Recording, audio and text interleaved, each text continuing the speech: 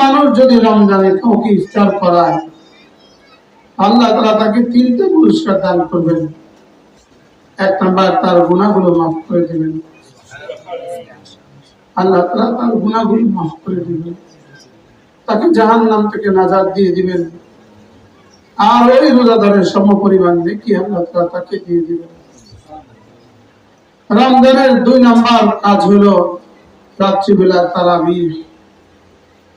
রমজানের 3 নাম্বার কাজ হলো সাহরি। রমজানের 4র্থ নাম্বার কাজ হলো ইফতার। রমজানের 5ম নাম্বার কাজ হলো বেশি বেশি তেলাওয়াত। রমজানের 5ম নাম্বার কাজ কি বলেন? বেশি বেশি তেলাওয়াত করা।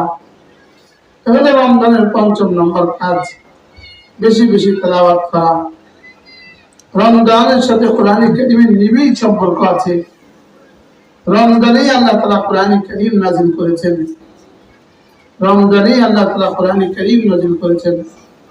সমস্ত আসমানি কিতাব নাযিল হয়েছে রমজান মাসে। সমস্ত আসমানি কিতাব